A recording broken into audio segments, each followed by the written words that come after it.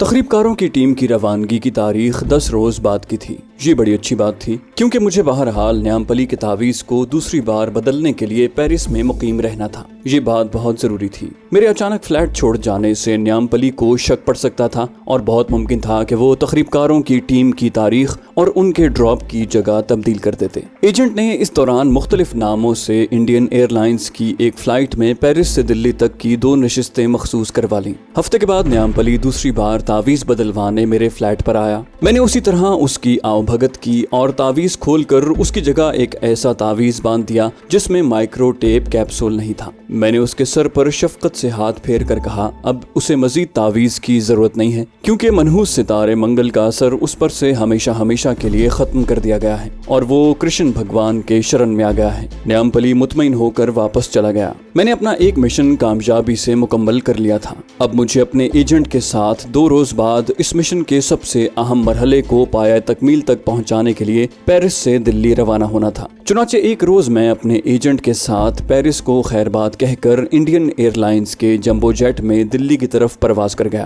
اگرچہ دلی میں میرا داخلہ خطرناک ثابت ہو سکتا تھا لیکن میں نے اپنا حلیہ کافی تبدیل کر لیا تھا۔ ناک اور بھووں کی تھوڑی سی سرجری کے بعد اب مجھے اتنی آسانی سے پہچانا نہیں جا سکتا تھا۔ دلی میں ہم نے الگ الگ ہوٹلوں میں ایک رات قیام کیا اور دوسرے روز صبح سویرے بذریعہ طیارہ جموں پرواز کر گئے۔ وہاں بھی ہم الگ الگ ہوٹلوں میں ٹھہرے لیکن ہمیں معلوم تھا کہ وہاں سے کدھر جانا ہے اور کہاں جا کر ایک دوسرے سے ملنا ہے۔ خفیہ سگنلز کے مطابق تخریب کاروں کو جموں کی سرحدی پہاڑیوں کے خاص علاقے میں ایک دن بعد رات کے 1 بجے ڈراپ کیا جانا تھا۔ ہم دونوں اسی دن سپہر کے وقت پہاڑی علاقے میں پہنچ کر ایک دوسرے سے مل گئے۔ ہم نے جموں کے دیہاتیوں جیسا لباس پہن رکھا تھا۔ میں نے دیکھا کہ ایجنٹ کے ساتھ ایک اجنبی نوجوان بھی ڈوگروں کے دیہاتی کپڑوں میں ملبوس چلا رہا ہے۔ اس نے اپنے سر پر سوکھی لکڑیوں کا گٹھا اٹھا رکھا تھا۔ میں جلدی سے ایک ٹیلے کے پیچھے ہو گیا۔ ٹیلے کے قریب آ کر اپنے ایجنٹ نے خفیہ الفاظ میں مجھے آواز دی۔ میں اوٹ میں سے نکل کر اس کے سامنے آ گیا۔ اس نے اجنبی نوجوان سے میرا تعارف کرواتے ہوئے کہا اس نوجوان کو تم علیہ کہہ کر پکار سکتے ہو۔ یہ ایک کشمیری مجاہد کمانڈو ہے جو کشمیر پر قابض بھارتی آمریت کے خلاف اپنے لاکھوں کشمیری مجاہدوں کے ساتھ نبرد آزما ہے۔ یہ اپنا ہی آدمی ہے اور ہماری مدد کرے گا۔ علیہ ایک گورا چٹا مضبوط جسم کا کشمیری مجاہد تھا۔ وہ ہمیں ٹیلے کی ایک جانب ایک قدرتی غار کے اندر لے گیا۔ جہاں اس نے لکڑیوں کا گٹھا کھولا تو اس میں سے 3 شارٹ گنیں اور میگزین نکلے۔ ایک پوٹلی میں 3 سائلنسر بھی تھے جنہیں ہم نے شارٹ گنوں کی نالیوں پر لگا دیا۔ شارٹ گنوں میں میگزین چڑھا دیا گیا۔ وہاں سے وہ مقام قریب ہی تھا جہاں اس رات 1 بجے 6 تخریب کاروں کو جہاز سے ڈراپ کیا جا رہا تھا۔ ایجنٹ دیہاتی بن کر کلہاڑی ہاتھ میں لیے سوکھے درختوں کی لکڑیاں کاٹنے کے بہانے وہ جگہ جا کر دیکھ آیا تھا۔ وہاں اس وقت کچھ بھی نہیں تھا۔ 4 کمانڈوز کو رات کے وقت وہاں آنا تھا جنہوں نے 6 تخریب کاروں کو پیراشوٹوں کی مدد سے اترنے کے بعد آگے لے جا کر پاکستان کا بارڈر کراس کروانا تھا۔ ایجنٹ نے ہمیں اچھی طرح سمجھایا کہ ہمیں وہاں رات کا اندھیرا ہوتے ہی کہاں کہاں مورچہ سنبھالنا ہوگا اور ہمیں کیا کچھ کرنا ہوگا۔ جو ہی شام کا سرمئی جھٹپٹا رات کی تاریکی میں بدلا، ہم غار سے نکل کر خفیہ جگہ کی طرف چل پڑے اور چھپ کر بیٹھ گئے۔ اب ہمیں ان کمانڈوز کا انتظار تھا جنہیں وہاں آ کر تخریب کاروں کو وصول کرنا تھا۔ اندھیرا ارد گرد کی پہاڑیوں کو اپنے دامن میں سمیٹے ہوئے تھا۔ جھاڑیوں میں سے کہیں کہیں کسی جھینگر کے بولنے کی آواز آ جاتی۔ میں نے گھڑی دیکھی، رات کے 10 بج رہے تھے۔ 12 بجے تو مجھے ایجنٹ نے پرندے کی ایک خاص آواز نکال کر خبردار کیا۔ اس نے بھارتیوں کو آتے دیکھ لیا تھا۔ میں اپنی جگہ پر چوکس ہو گیا اور شارٹ گن نکال کر مضبوطی سے پکڑ لی۔ تھوڑی دیر بعد اندھیرے میں مجھے کچھ انسانی سائے جھاڑیوں کی اوٹ سے نکل کر میدان میں داخل ہوتے نظر آئے۔ یہ بھارتی فوجی ہی تھے جو بڑی بے فکری سے چلے آ رہے تھے۔ ایک آدمی نے کاندھے پر کچھ اٹھا رکھا تھا۔ یقیناً یہ وائرلیس سیٹ تھا جس سے انہیں اوپر جہاز کے پائلٹ کو سب ٹھیک ہے کا سگنل دینا تھا۔ ہمیں بتایا گیا تھا کہ کس وقت ان انڈین کمانڈوز پر اچانک فائر کرنا ہے۔ بھارتی فوجی اب کھلی جگہ پر آ کر رک گئے۔ وہ آپس میں بے فکری سے باتیں کر رہے تھے۔ یہ ان کا اپنا علاقہ تھا اور انہیں یہاں آل کلیئر کا اشارہ مل چکا تھا۔ ٹھیک اسی وقت سامنے والے ٹیلے کی طرف سے ایک پرندے کی آواز آئی۔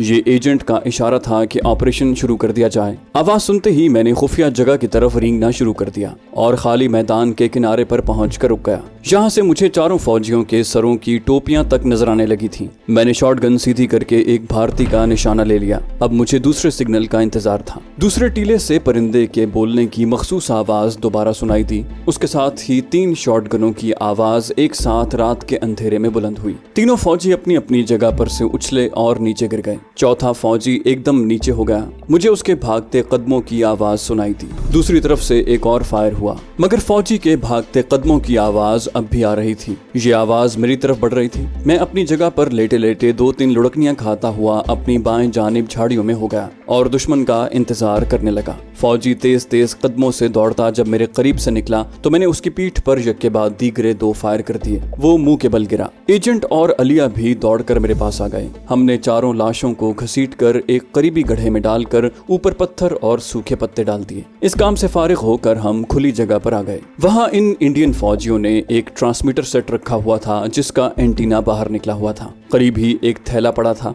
उसको खोल कर देखा, उसमें 4 रिवॉल्वर, एक टॉर्च और गोलियां थीं। एजेंट ने अलिया से कहा, ये रिवॉल्वरों का थैला भी वहीं गड्ढे में लाशों के पास जमीन में दबा दो और लाशों को एक बार फिर चेक कर लेना। अलिया थैला लेकर गड्ढे की तरफ चल दिया। एजेंट खामोश था, अलबत्ता उसकी उंगलियां बड़ी फुर्ती से वायरलेस सेट के मुख्तलिफ बटन दबा रही थी। सेट में से शां शां की आवाजें आने लगी। उसने सेट को एक खास फ्रीक्वेंसी पर लगाकर बंद कर दिया। अलिया वापस आ गया। वो झुककर हमारे पास अंधेरे में बैठ गया। बोला, इनमें कोई जिंदा नहीं था, लेकिन एहतियात के तौर पर मैंने चारों की गर्दनें खंजर से काट दी हैं। एजेंट ने टॉर्च को अंधेरे में घुमाते हुए आहिस्ता से कहा, इस टॉर्च से हवाई जहाज को स्पॉट दिखाना होगा। हमने वक्त देखा, 1 बजने में अभी 15 मिनट रहते थे। एजेंट कहने लगा, जहाज के आने का वक्त हो रहा है। तुम दोनों टीले वाले गार में जाकर छुप जाओ। मैं तकरीबकारों को साथ लेकर पाकिस्तानी बॉर्डर की तरफ जाऊंगा। मैंने उनको ठिकाने लगाने का सारा बंदोबस्त कर रखा है। जब तक मैं वापस ना आऊं तुम गार में ही रहना। 5 मिनट बाद आसमान पर हवाई जहाज की धीमी सी आवाज गूंजी। अपने एजेंट ने आसमान की तरफ देखा और कहा, जहाज आ गया है। उसके साथ ही उसने वायरलेस सेट ऑन कर दिया और तकरीबकार तंजीम के कोड में जहाज के पायलट को पुकारा। जवाब भी कोड में ही आया। दोनों तरफ से 10 सेकंड तक सिग्नल्स का तबादला हुआ। फिर एजेंट ने वायरलेस सेट बंद कर दिया। बोला, ये दुश्मन का ही जहाज है। 6 के 6 तकरीबकार थोड़ी देर में नीचे उतरने वाले हैं। तुम फौरन गार में चले जाओ और पोजीशन संभाले रखना। अगर ऐसी वैसी बात हो गई तो फायर खोल देना, लेकिन इसके लिए मेरी तरफ से परिंदे की मखसूस हंगामी आवाज का इंतजार करना। अब जाओ। हम दोनों वहाँ से हटकर गार की तरफ आए। एजेंट पीछे रह गया। अब आसमान पर जहाज एक खास दायरे में चक्कर काट रहा था। एजेंट ने नीचे से टॉर्च रोशन करके जहाज को सीक्रेट स्पॉट की निशानदही की। हम गार के बाहर पत्थरों की ओट में शॉट गन्नों से पोजीशनें संभाले बैठे थे। फिर जहाज में से यके बाद दीगरे 6 आदमी नीचे लुढ़क गए। कुछ दूर तक नीचे आने के बाद उनके पैराशूट खुल गए और वो अंधेरी फजा में इधर उधर तैरने लगे। वो आहिस्ता आहिस्ता उस जगह की तरफ आ रहे थे जहां एजेंट उन्हें टॉर्च की रोशनी दिखा रहा था। देखते ही देखते 6 के 6 तकरीबकार खुली जगह पर उतर आए। तकरीबकार पैराशूटों के जरिए थोड़े थोड़े फासले पर उतरे। उन्होंने फौरन अपने पैराशूट लपेट कर वहीं घास में छुपाए और एजेंट की तरफ बढ़े, जो पाकिस्तान के हर सूबे की मकामी जबान बोलने में माहिर था। उनमें से एक पिस्तौल हाथ में लिए अपने एजेंट की तरफ बढ़ा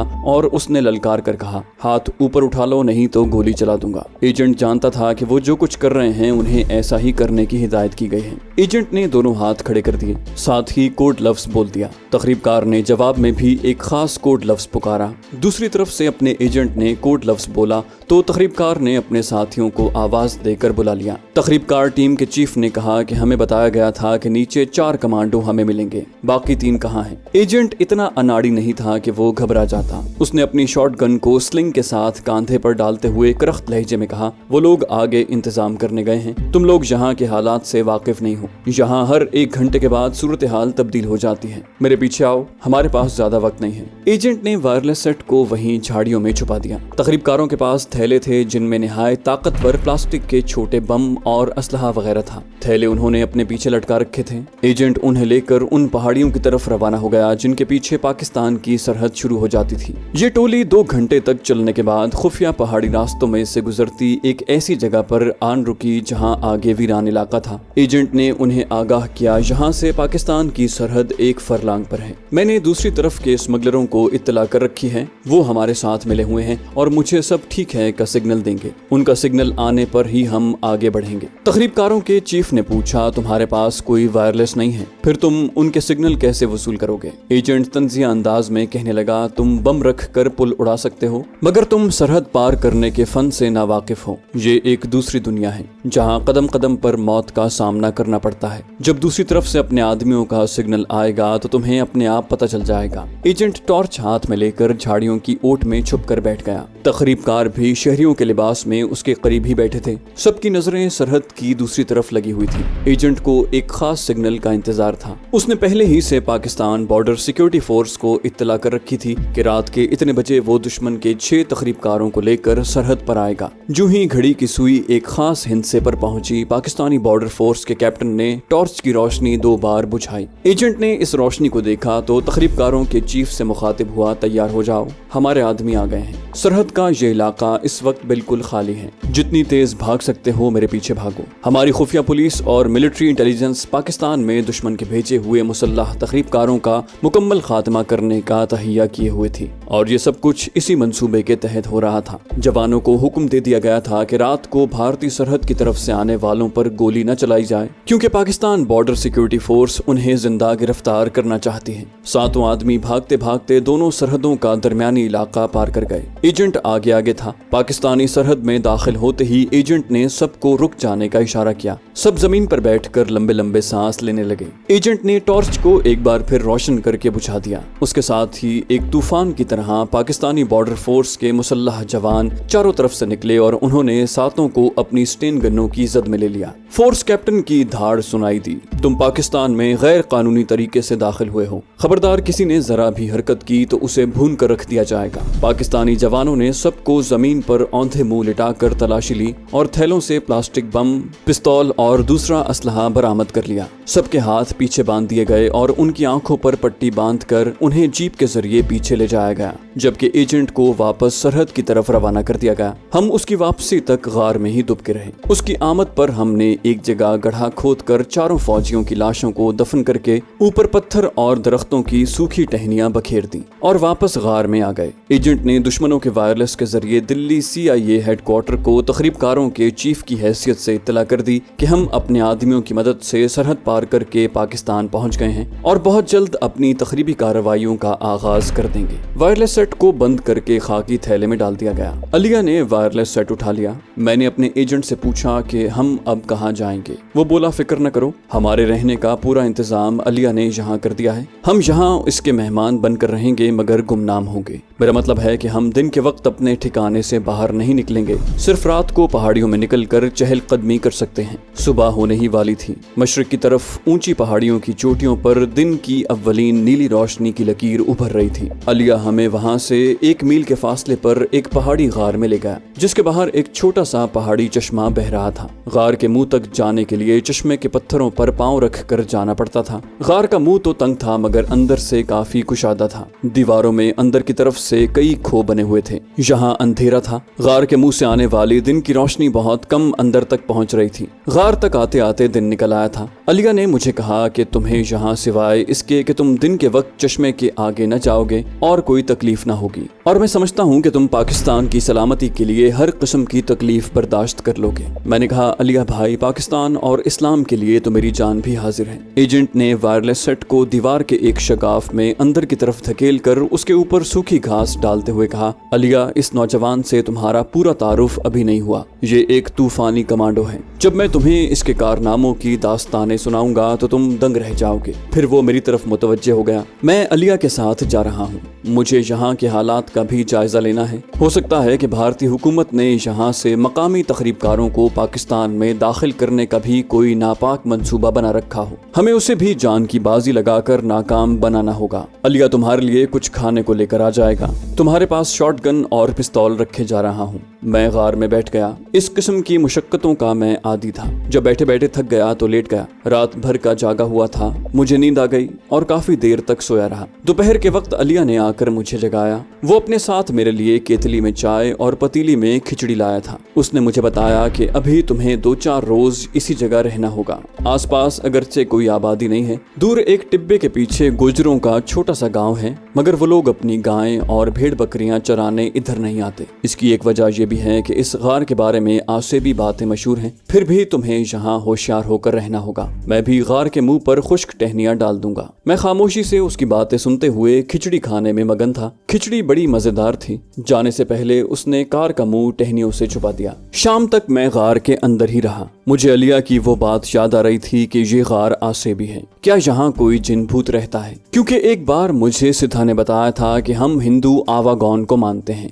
इसलिए हम पर इसका असर है। मरने के बाद हमारी रूह अपने आमाल के मुताबिक किसी दूसरे जिस्म में दाखिल हो जाती है। ये जिस्म इंसान का भी हो सकता है और किसी जानवर या कीड़े मकोड़े का भी। लेकिन किसी हिंदू औरत या मर्द की रूह गुनाहगार हो और उसने जिंदगी में किसी को बेगुनाह कत्ल किया हो तो उसकी रूह एक खास मुद्दत तक दुनिया में ही भटकती रहती है। और हमारे अकीदे के मुताबिक जिन एक अटल हकीकत है। मैं सिद्धा के बारे में सोचने लगा। उस सांपों वाली जंगली वहशी लड़की के बारे में सोचते सोचते मुझे नींद आ गई।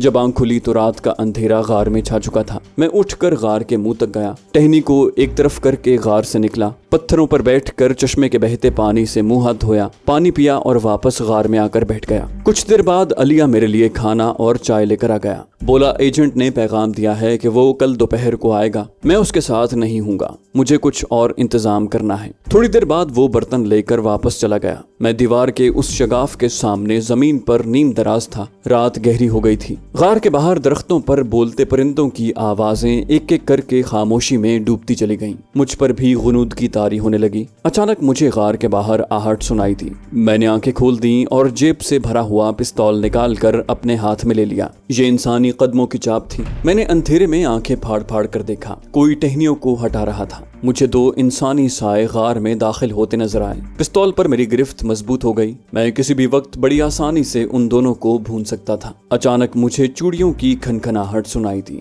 मैं कुछ चौंका। इनमें एक औरत थी। अब मुझे औरत की सरगोशी सुनाई दी। वो सहमी हुई थी। शायद मर्द को बता रही थी कि ये जगह भारी है। मर्द ने सरगोशी में औरत को कुछ कहा। मुझे उनके अल्फाज सुनाई नहीं दे रहे थे। वो दोनों मुझसे 6-7 कदमों के फासले पर गार की दीवार के साथ लगकर बैठ गए। वो आपस में बातें कम और प्यार मोहब्बत ज्यादा कर रहे थे। मैंने पिस्तौल वाला हाथ पीछे खींच लिया और उनके गार से वापस जाने का इंतजार करने लगा। ये बात मुझे मालूम थी कि अगर मेरी तरफ से कोई हरकत की आवाज पैदा हुई तो दोनों इसे गार का आसेब समझकर भाग जाएंगे। कोई आधा घंटा तक वो गार में रहे और फिर उठे और गार के मुंह की तरफ बढ़े। मैं अंधेरे में उनके साए देख रहा था। वो गार में जिस जगह से अंदर दाखिल हुए थे वहीं से बाहर निकल गए। मैंने इत्मीनान का सांस लिया और अपने खुफिया ठिकाने में पांव फैला दिए और फिर मैं सो गया। दूसरे दिन अलिया मेरे लिए चाय वगैरह लेकर आया तो मैंने उसे रात वाला वाकया बताने की जरूरत महसूस न की, क्योंकि उसका हमारे मिशन से कोई ताल्लुक नहीं था। अलिया ने कहा कि तुम्हें मेरे साथ चलना होगा,